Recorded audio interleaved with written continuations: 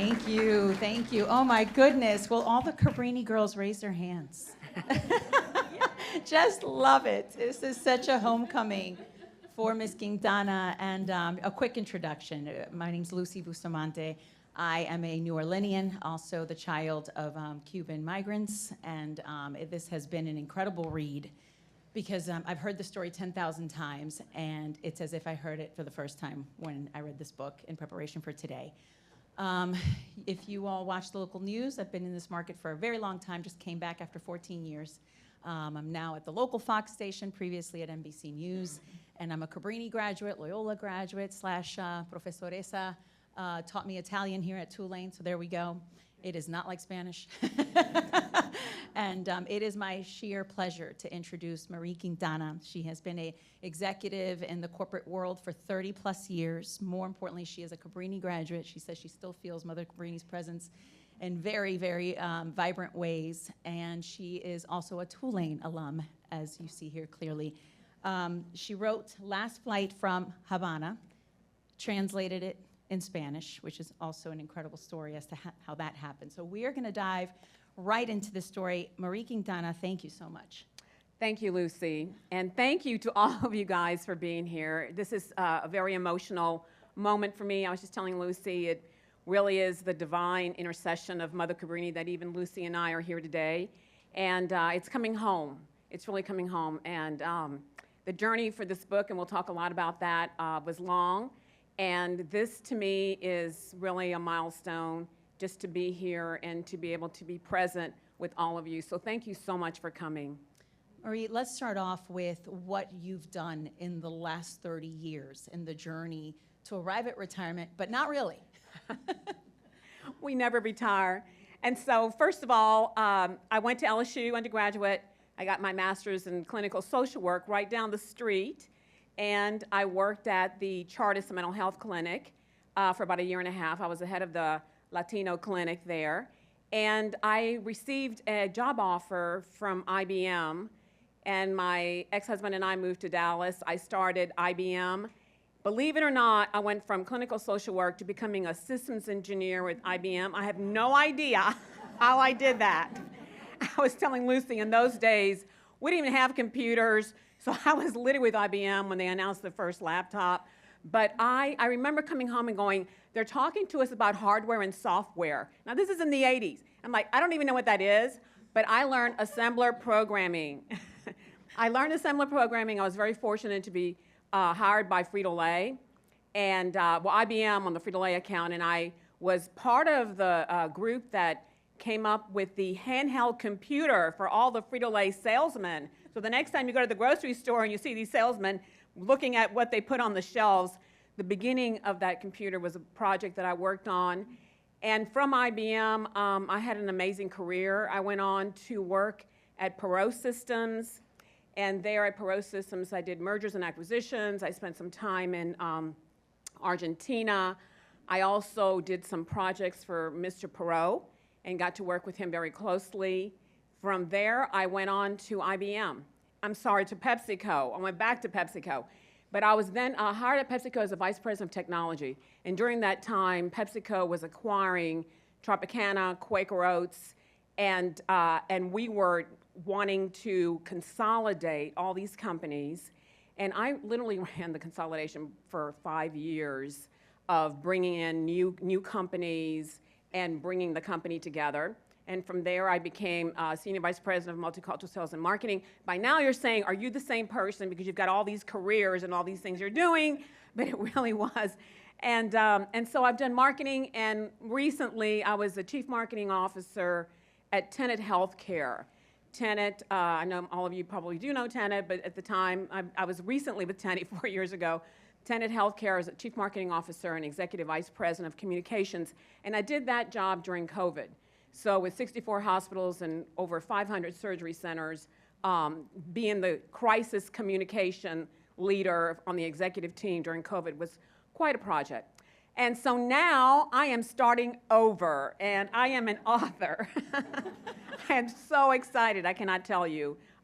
So I'm really just thrilled to be here, Lucy. Okay, so I'm going to take that and segue into the fact that the theme that runs through this book is her ease with bravery to start over. And one of the things that we discussed in preparation for this 45-minute, which we need 45 minutes times 45 for this really, is the fact that you grew up as the English speaker to only Spanish-speaking parents, as that crisis communicator, the translator in the house. How has that, as a little girl, set you up for these big moments in corporate America? We were just talking about that earlier, and I was recalling when we came from Cuba, obviously, as the oldest, you have to translate everything. So I can remember even, my parents getting a phone bill that wasn't right, and we didn't speak English. And so as a, 10-year-old, you have to be the one going to the phone company and trying to solve issues for your parents. And always like standing up and saying, this is so unfair. This is so unfair. I have to be the one to do this. So you push through, and there's this energy inside of you, and this, no matter what, and my mom still says this, like, I can figure it out. Just give me the hardest problem. I can figure it out. I know how to get there, and it's not going to be easy. But that same, characteristic took me through the quarters of corporate America. And believe me, all those roles were not easy, especially when you see people that have those degrees, whether it's chief marketing officer, they're in marketing, they got their MBAs in marketing and their communications and their PR. I didn't have any of those degrees. I mean, remember, I was at Tulane as a clinical social worker. And then I went back and got trained and went back to school in certain things, in certain areas, but I had to figure it out. And I think, as I look back, all of those experiences growing up was really what gave me the power to do that. So let's take it back to the title of the book, The Last Flight from Havana. That story, I'm sure, is something that you have told so many times. Why did you put it in writing? And tell us about The Last Flight from Havana. So I'll go back. It took me 10 years to write the book. It was really difficult to write it. A lot had happened during those 10 years. Obviously, I had roles and family, to take care of. But as I started journaling, and as I was journaling, I was also flying back and forth. I was working for PepsiCo, and I was on the airplane twice a week, and I'd be crying as I'm journaling, and people would be like, "What are you crying about?" It was like my story. I felt like there's a reason all these things happen, and I felt a calling to write it down because I felt that whatever I had gone through hopefully would inspire others, and also inspire others to really own your story, and really become empowered by it. So the story is that my mother, brother, and I left on the last commercial flight out of Havana. And the first chapter of the book was through my mother's eyes. And it was very difficult. It's very difficult. It's a time, and by the way, she lives with me. She's 97 years old, and she's living with me. And she was able to tell me a lot of the story. It was probably about 5 years ago when I got her, and we were kind of writing through it. So it's through her eyes. The difficult part of leaving her home and saying goodbye, and being able to, get on that flight. And the last flight was when we were the only non-Delta airline people to get on the flight. So we were able to get on the flight, and the rest of the people on the flight were Delta employees. And my mother says they were all crying, and that was the last flight. And it happened to have been from Havana to New Orleans. So who would have known? And so from Havana to New Orleans, the last flight was a Delta flight. It was in 1961, in the fall of 1961. And then, that's how we ended up here in Louisiana with my dad working in the sugarcane refineries. But it was an emotional trip. And I'll tell you that even today, when I translated the book to Spanish and I went to read it to my mom, she's like, I don't want to hear it. It's too emotional. So she was the one who wanted me to translate it, and I'm so proud and honored that I was able to do that. I know that there are many people that only speak Spanish that will hopefully be able to read the book, but it's too hard for her to read the book. Yeah. It's too emotional. Yeah, it's her trauma. Yeah. And what they did so that this generation would simply inherit it and not experience it. Exactly. Talk about, it's one thing to land in Miami. It's another thing to land in New Orleans and move to where? Reserve? And move to Reserve. Okay, so there's little Marie at what age? I was 5 years old when we landed, and my dad, was trying to figure out, selling cigars and, delivering pizza without even knowing how to speak English. That was really, he ended up not doing that very long. I met two cousins sitting up here, know my dad really well. And so we moved to Reserve, Louisiana. We were the first family to move there, and we had, my dad was one of the first sugarcane chemists to move there and then get other chemists from Cuba to move there. And it was difficult. It was so difficult. It's like we parachuted from Mars. Like no one in Reserve, Louisiana knows what Cuba was going through. And that was really difficult because my mom and dad wanted to know, when can we go back? And we literally had our bags packed for years. I mean, maybe it was 15 years, I don't know. But there was always this hope at the bottom that we were going to go back. So it was hard to buy a house. It was hard to really assimilate. But Reserve was very difficult. And so, being a little girl and trying to sort of read the tea leaves, not only for my parents, but for me and how I would fit in, was really, really hard. Yeah. I'm going to segue. I want to go in two directions because one is a really funny story about, Marie's wearing white for a reason, but how many Cuban women in here know our obsession with white? White clothing is such a thing in the Cuban community. And little girls don't ever go to special events without being really dressed up. So here you are in Reserve, Louisiana. There's a dress down day. And what happens? So there's a reason I'm wearing white. She's right. So there is a chapter in the book called The White Dress Day. And it was a day when I was in first grade. My teacher said we need to wear, I understood, all white for picture day. So I run home and tell my mom I need a white dress. And she's like, well, you don't own a white dress. And she said, well, I will go ahead and, after I was throwing a fit, I'm like, I don't belong in this school. They tease me. They call me spick. This is the one day that I want to really fit in. So I have to wear white. So Mom went out and with the little money that we had, she bought a white, fabric for my dress, for my skirt, for my shirt, white shoes that were, loaned to us, and white socks. And I was picture perfect. It was the perfect day. My father drove us to school, and I can still remember, and I'm telling you, I've told this story many times, even as a corporate executive. I used to be on panels and speak, and I would tell the story and I'd break down crying thinking about it. But I can remember driving up to the schoolyard and looking out in the schoolyard and seeing that every color of the rainbow. And right then and there, just panicked and wanting to run home. And, I turned around to my dad and I'm like, you got to take me home. There's no way I can go to school today. I must have misunderstood the teacher, and now I'm wearing white and nobody else is wearing white. And so we stopped, in front of the doors, and I told my dad I was sick and I needed to go home. And, I can remember, and this is where I get really teary, I remember him looking at me. And he said, you know what? We've gone through some harder days than this before, and this will be a hard day. But you're going to get out of the car, you're very strong, and you're going to get through this day. And I can remember crying, getting out of the car. That day was horrible. It was horrible. But you know what? It went on to be a defining moment. And there's a book called The 50 Trailblazers in Corporate America. It was an author who did kind of a snippet of 50 women executives in the retail and consumer packaged goods industry. Her name is Fawn Germer. And I can remember her calling me when I was at PepsiCo and saying, Marie, I want to write a story about you, and I want to talk about your defining moment, your white dress day. I was horrified. I mean, that was really the first time that I wanted to talk about it. And I'm like, no, you're not talking about nobody knows about my white dress day. And so I did. I talked about it in this book. And what I realized later as I spoke about this is that there's so many people have a white dress day. And you really have to own it. I mean, it's kind of like, if you can even remember, all of you, like a day when horror set in and you're like, no way am I going to get through this day. I'm not going to walk in. It's a new job. It's whatever, a new role. It's whatever you have in front of you that is just horrifying, and you know it's going to be hard and you have to do it anyway. And you come out of it and you're like, I understand it now. I can do this. Plus, I can do all these other things because I got through this day. And so that's my white dress day. And I own it now, right? And you remember the little boy that called you out. I remember that.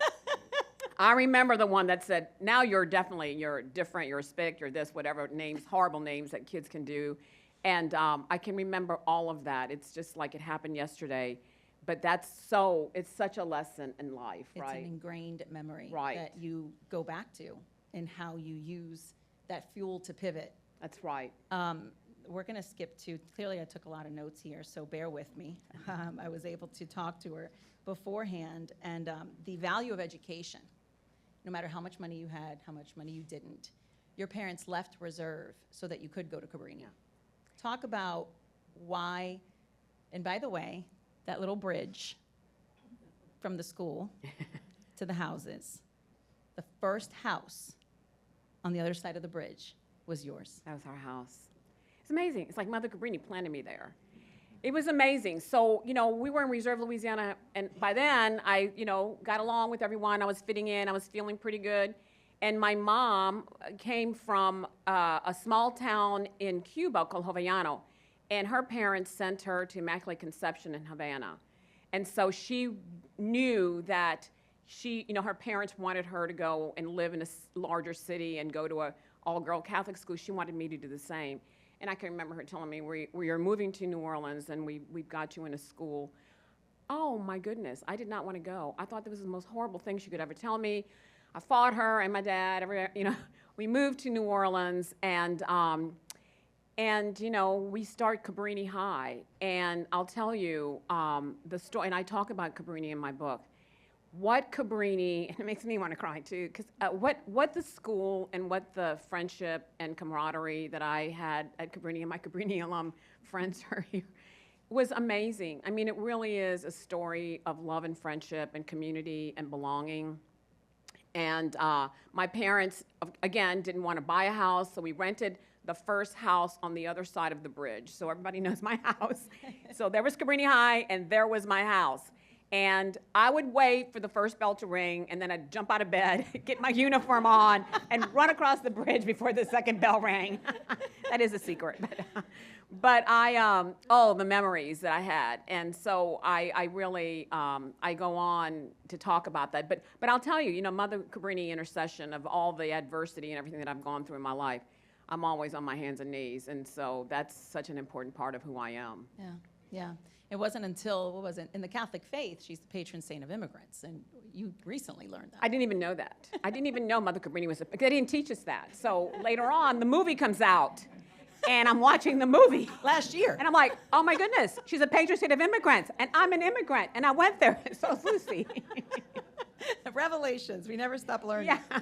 Yeah. There's a phrase that they always told you, no te preocupes, tú eres fuerte. Don't worry, you are strong. It's like the family mantra. You eventually became a mom, and talk about how there's a really heartbreaking story in here that I feel like that is yours to tell. What is the lesson in losing so much? Yeah. You know what, that's one of the hard roads you climb, right? You never know that, as a mother, the last thing you ever can imagine is to lose a son, lose a child. And again, without my faith, I don't think I could ever do it, even talk about it. But my older son, Danny, was amazing. I mean, he grew up with some Asperger kind of conditions, and as we move forward, we could tell that there are some differences in him. But he was amazing. I mean, he was a servant leader. And by the way, he kept a pillow underneath his bed, and I always say, Danny, why you got to move that pillow? Why is it under your bed? He goes, Mom, that pillow is my praying pillow. And whenever anything happened in the family, we would run to Danny and say, so-and-so is ill. Could you pray for so-and-so? He would run in the room, take his pillow out, and get on his hands and knees and pray for you. He really, there was a touch of just holiness and spiritual being. And Danny had a rough life. He had a rough life at school. Kids, again, were not kind to him. And so Danny went through school, and it was a very difficult time, and I'll just real quick, because Danny passed away with a pulmonary embolism while he was in the hospital. And so, after you lose a child, and I have twins, I have two other kids, you really think the darkness and how the world is going to fall apart. And it's just like earthly angels come. There's just no other way to say it. It's like God just descends on you with the community of people that love you and carry you for periods of time. At the time, I had left PepsiCo, and I was working for myself. And of course, I couldn't work. I was, my twins actually took time off of work, and they each took like 3 months, I think, off to be with me. So 6 months later, I was approached by Tenet Healthcare, which is a really bizarre thing. I'm like, I'm not going back to work. Why should I? Felt like I was still grieving. And what happened was the executive chairman and CEO of Tenet Healthcare, his son had passed away the year before. Wow. And it was such like, how are we now connected? And I knew the gentleman from PepsiCo. But I started there. I went back to work, and I did this whole branding mission thing. You know, after losing a son in a hospital, you're like, healthcare has got to be kinder, and you know, how could that happen? And so I rebranded the company, Community Built on Care, and I did this incredible thing with the board where I changed out marketing, was head of the communications also.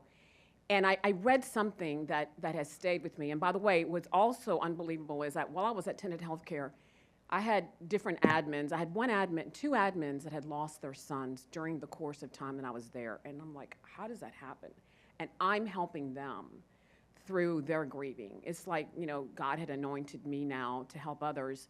But there is a book called The Lord is My Shepherd that I found as I was going through this journey. And in there is a sentence that I always give to people who have lost someone. And it says that you are to live their unlived years. And I thought to myself, I am going to live out the years that Danny was not able to live.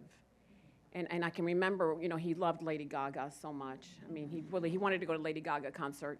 He never did. And about 4 months after he passed away, Lady Gaga came to Dallas, and I remember a friend saying, Marie, we have tickets to go see Lady Gaga, and I thought, I can't go see Lady Gaga. And I can remember reading this and saying, I'm going to go to Lady Gaga, and I'm going to live it through Danny. And I actually got a Lady Gaga wig, and I got dressed up like Lady Gaga like everybody else does. And I went, and after that, I share that because there's no way to really console and to understand what that loss is. But again, being able to start over and being able to look at life through different lens and say, it's now my honor to live through that. And I'll tell you, being here today, I feel like he's with me. So there's a Elton John song called Daniel, and it plays. It's really kind of wild because it plays times when he and I would do things, and it plays. And it's just, again, a memory of, I know he would be so proud that I'm here today. And that's what you do. You keep living in his honor and his memory. So I'm not kidding when I tell you we need a lot more time with this incredible lady, because work that you did while Danny was still on Earth, if I remember the timeline correctly, was negotiate the safe return of someone else's little boy, and which led to the changing of the laws in Costa Rica. Marie Quintana, who are you? Sometimes I'm called by a recruiter for this job or that job, and they're like, are you the same person? So I worked at a company called Perot Systems, where Ross Perot was the CEO, and that is a whole nother session. If you guys want to sign up for another session on Ross. So I can remember being called by Mr. Perot to, you know, because one of the things people don't know about Ross Perot was that he had this whole humanitarian group that would go out in the middle of the night and rescue people from all over the world. I mean, he was amazing. And so he said, Marie, I'm not going to speak like him, but I know how to speak like him. Come over here. We need your help. There's a kidnapping child in Costa Rica, and I'm going to have to send you over there because you speak Spanish, and we want you to negotiate. Like, Your what? twins were how old? I'm like heading up like mergers and acquisitions, and I'm like, because I speak Spanish. I'm like, okay, I can do that. So the first day that I went to Costa Rica to understand what's going on over here was the day that, first of all, I want y'all to know that Mr. Perot just lost the election. That was not a good time to be in the office. So he was not happy. But I fly into Costa Rica on his plane, and it was where the United Nations, all the presidents from all over the world were there, and Clinton was in the plane, Air Force One, right next to Ross Perot's plane. Never forget that. I couldn't get out of the plane until President Clinton got out. And so I went and found out that this child had been kidnapped by a step-grandfather, and there was all these expat issues and everything else. So very complicated, very complicated. And so I went back to Dallas and I said, this is a very complicated situation. Apparently, what Ms. Perot used to do is like, whenever the family would use up all of their funds and he knew that they had worked really hard, then he would come in and help them. That was one of the requirements. So he goes, Marie, I'm gonna have to send you back over there to figure out how we can get this child out.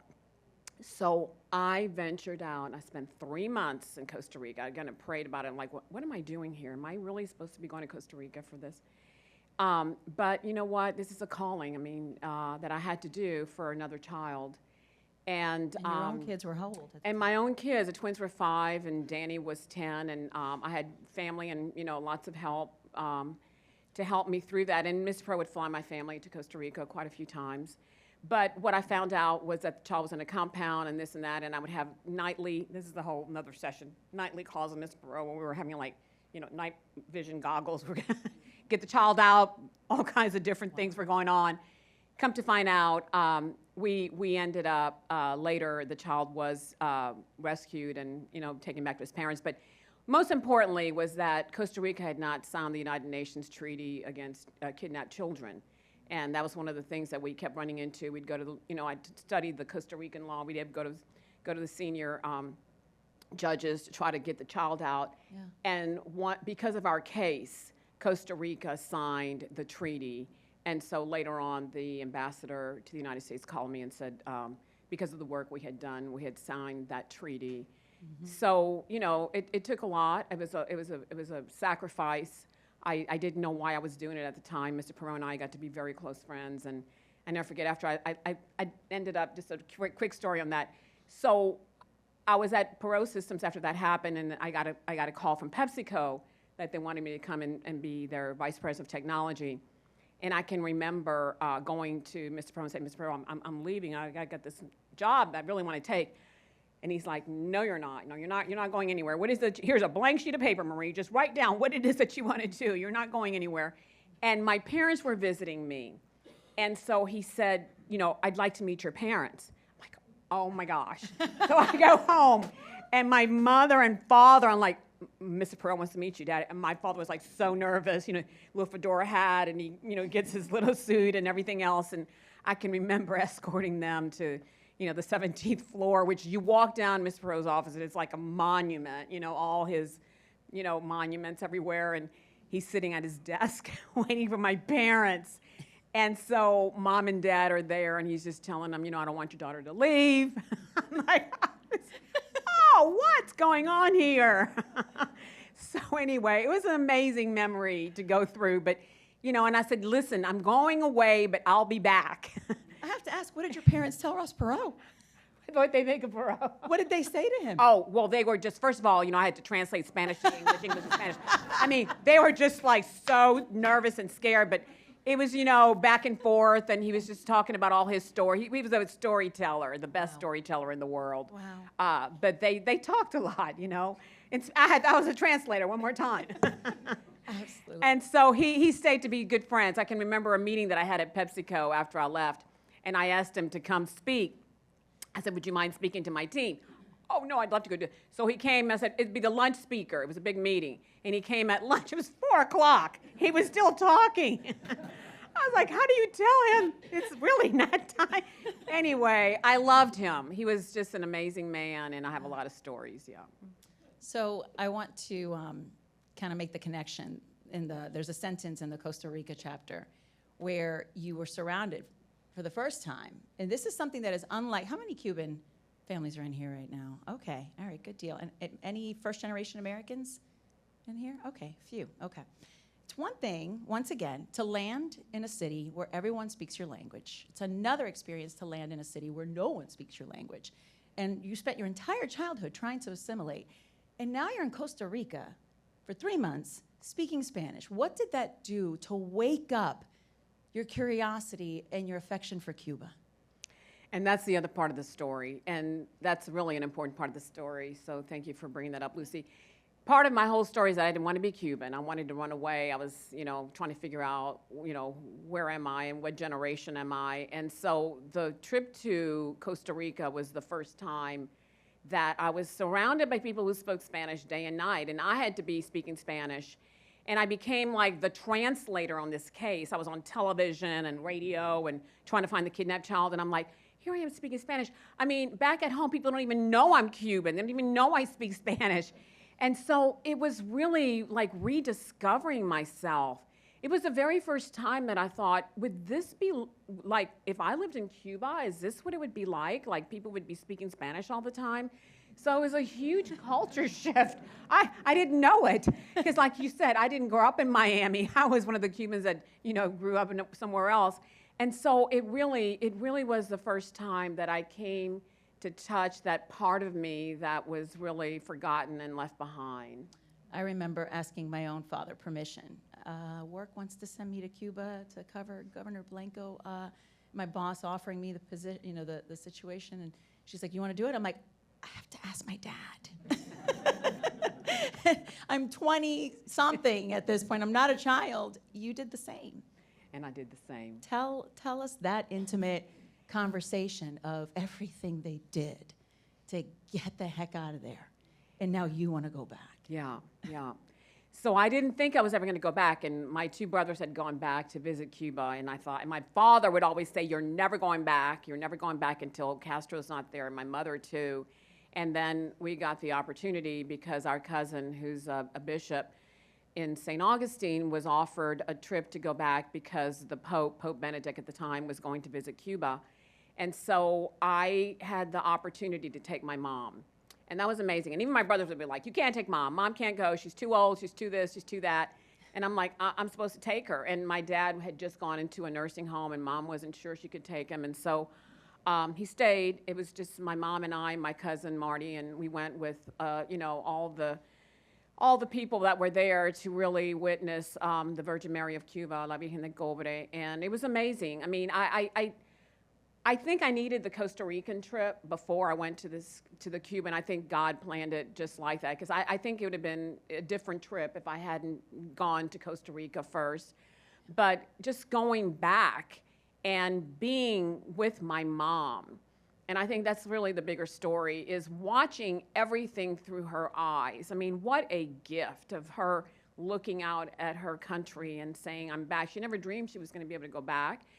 And then for us, she goes back to the Immaculate Conception. She knew how to get there. Like we were driving through the streets of Havana. She runs in, and she goes to the Virgin Mary and kneels down and thanks her for helping us in America, and thanks her for helping my mom get back to Cuba to give her thanks. And what a moment for me to witness that. Like, I helped to do that. I helped her to get there. Going back to where we grew up, where I was baptized, and the home and the family and everything I left behind. And I rediscovered myself, really. I mean, like, that's who I am, and it's, wild. And I never forget the last time when we were on our way out of the country, my aunt had saved my baby book and my baby cup. And she came and said, "We thought we'd see you again." And so, it was such a gift to them for us to go. And, it's just like you blink and the time's gone. And so it's, again, and like, there's going to be doors that are going to open for you. It's like you kind of think twice. You can think 100 reasons why not to do it. And my mom's health, we thought, oh, something's going to happen, this is going to happen. You got to go for it. I mean, it's just like life is so short. You get these tiny snippets of opportunities that you've got to jump in and take it. And so it was an amazing thing. And one other thing I will say about that trip, so when we go there and we're going to the Plaza Revolution, the Pope was saying Mass and everything else, the priests that were on the bus are like, "Could you all give out rosaries?" And I'm like, "Sure, rosaries?" The bag of rosaries. So they give us rosaries. Mom was in a wheelchair. I stuffed all the rosaries on her wheelchair, and I'm pushing her through to get to the front of the line. And then all of a sudden, I'm like, what a great opportunity. I'm going to give out rosaries. And everybody descended on us. I mean, if you could think, thousands of people were out there in this Plaza Revolution. They're like, "I want a rosary, I want a rosary." So I'm giving out rosaries, and all of a sudden, like, you could tell these guys with sunglasses are like, "Stop giving out rosaries." And then I'm thinking, why are they telling me? And then this lady says, "Those people with the sunglasses, people around here don't own sunglasses. Listen to them. Do not give out rosaries." I'm like, they want rosaries. I keep giving out rosaries. And so, we gave out rosaries even to the cameramen. There were reporters wanting rosaries. And so I didn't think about it. And we stayed in Cuba for maybe another week. And when I get to the airport, I have to tell you, I used to have this fear that if I did go to Cuba, I wasn't going to be able to get out. That was like a fear that I did have nightmares about. And I get to the front desk at the airport, and I turn in my ticket, and the lady goes, "Señora, do you have a rosary?" And I'm like, oh no. How does she know I have a rosary? And she goes, and I'm like, rosary? A rosary? I think I have a rosary. Here's a rosary. She goes, and so then we go through TSA, whatever their TSA is, which is not really TSA, but we go through whatever they have. And we get to the other side, and the ladies at the gift shop come running out, and they're, "La Señora de Rosario! La Señora de Rosario!" And I'm like, oh no, I'll never be able to get out. And I knew it was against the law to give out rosaries, but I was giving out rosaries. And apparently, I was on national television, little did I know, giving out rosaries. And so I quickly had some extra rosaries that I was giving out at the airport. And the good thing is I was with all the bishops and archbishops, and we were able to get on our plane and get out. But I know I probably should not go back because I'm on some camera. La Señora con Rosario. If you read this whole book, you'll understand what a big deal that is. Okay, we're getting close to the last couple of questions, and I want to make sure that I go back to what was really meaningful for you to be able to really send home this message. People are in a situation right now where there's fear of possibly needing to restart. As someone who has done it so often, your conclusion starts with, life is not fair. So how do you go from that to, I can do this again? So, it's a lot of starts, and it's not easy. So what's easy? I'll tell you, in the last 3 years, I have been getting up at 5 in the morning and working out. I didn't think I was ever going to be that person. I'm like, I am not that person. Even at work, I have to be at work at 7 in the morning, so there's no way I could do that. And getting up and working out 7 days a week for an hour at 5:30 in the morning is like, wow. How is that? How do you do that? How do you start over and create a part of yourself that you never knew could exist?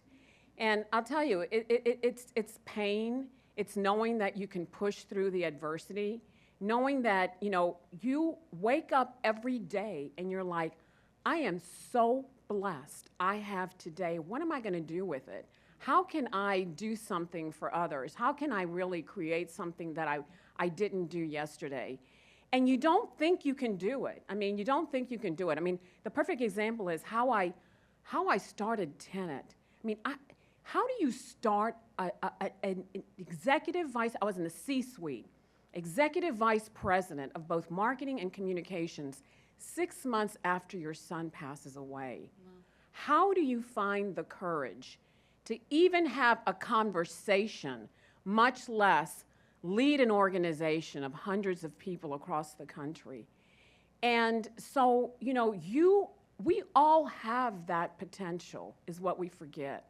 We really do. We all have that potential of knowing we can do that. And I can't do it alone. I'll tell you, I haven't introduced him, but there's my husband over there, Jim. I have friends, I have cousins, Maureen, Pat, all family that lifts me up. And so, I really believe that there are times when you're called to do something that you call on your earthly angels to just say, you know what, I can do this part of it, but I can't do that part of it. Mm-hmm. And together, you can do it. So there's just a way and a will. And, do you call it fearless, or do you call it like crazy? I don't know. Yes, my husband, isn't that crazy? No. You have a glass that's half full, and you know that you're on this earth to help others and inspire others. And whatever little seeds you can plant that help someone to do something different is such a gift that you have to look at it through different filters. This book has shown through and through that there are no accidents. If I may share, your husband, Jim, what kind of doctor is he? He's a critical care pulmonologist and sleep. I mean, that is incredible. It is incredible. No, it is. It's incredible. And, one quick thing, and I know we're running out of time, but I'll share the story of when we got married because it's important too. So Jim and I were married on October 14th, and I lost my son on October 17th. And so I call it 7 days from joy to sorrow. And how that would happen, only God knows. But we went to Florida for our wedding, thinking my mom couldn't travel. She's now living with me. But anyway, so my son got sick and could not travel to the wedding, and so he stayed behind. And so we were married on October 14th, and we flew back to Dallas. And that Monday, when I got home, I got a call from the ER that my son had passed away. And so, again, how do you pick up the pieces and have a wedding on a Saturday the 14th and then have a funeral the next Saturday? And by the grace of God, when I talk about earthly angels, there are so many earthly angels that I cannot even begin to tell you, but that my son died of pulmonary embolism, my husband's a pulmonologist. I mean, how do those things come in?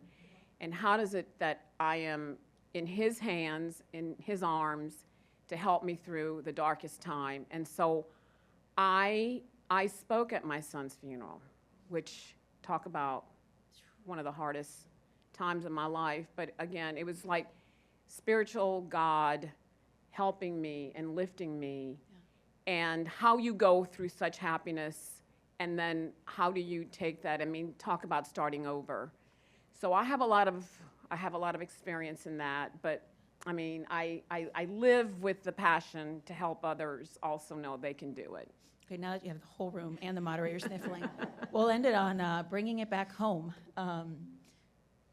As you are walking us through very divine moments in your life, what is it about New Orleans and your Cuban identity that you've now been able to kind of wrap up with a pretty bow in this stage of your life? I mean, there's only one word to talk, and that's home. Coming home. I mean, really, I mean, you get to the airport and you know you're home. Your soul feels it, your heart feels it. The people you talk to, no matter who, everywhere you go. I mean, this city is so special to me. It makes me want to cry to even be here. It's very special for me to be here. I can tell you everything I've been through, and to come back here is such a moment in my life that I'll always remember. And you got to go back to that house across the bayou and take a picture. I got to go back to Moss Street. The rules say just the conversation and not questions from the audience, but I'm going to pray that you guys have some time outside this room so that the next session can come in and we just all kind of socialize and you get a few minutes with this amazing energy of an author and an executive. And Marie Quintana, ha sido un honor. It's been an honor. Thank you, Lucy. We have to give them credit.